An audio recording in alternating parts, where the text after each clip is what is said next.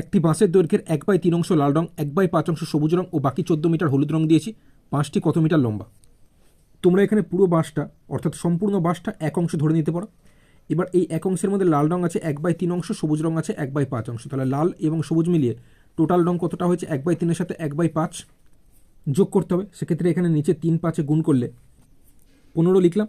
এখানে 5-এর সাথে 1 কোনাকুনি গুণ করলে 5 হয়, প্লাস এখানে 3-এর সাথে 1 কোনাকুনি গুণ করলে 3 1 3।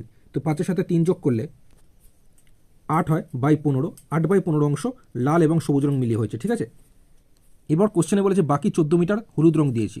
তো সঠিকভাবে তো মিটারে 14 মিটার হচ্ছে হলুদ রং, কিন্তু অংশের দিক দিয়ে আমরা দেখব কতটা হলুদ রং হয়েছে। তো তার জন্য আমরা ধরে নিয়েছিলাম পুরো বাঁশটা কত অংশ? এক অংশ। এক অংশের মধ্যে লাল আর সবুজ মিলিয়ে 8/15 অংশ হয়েছে।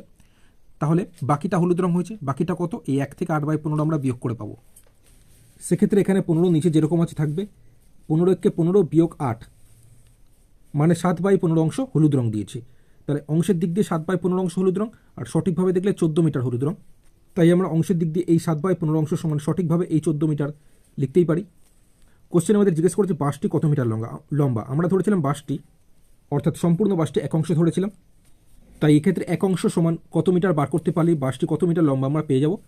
তো এক অংশ সমান হয়ে যাবে এই 14 গুণ 7/15টা এদিকে আসলে উল্টে যাবে, মানে 15/7 হয়ে যাবে। এবার 7 দিয়ে 14কে কাটলে 2 হয়, যেহেতু 7 দুগুণে 14। তাহলে ওপরে দেখো এখানে 2 গুণ 15 অর্থাৎ 15 দুগুণে 30 মিটার, মানে বাঁশটি 30 মিটার লম্বা।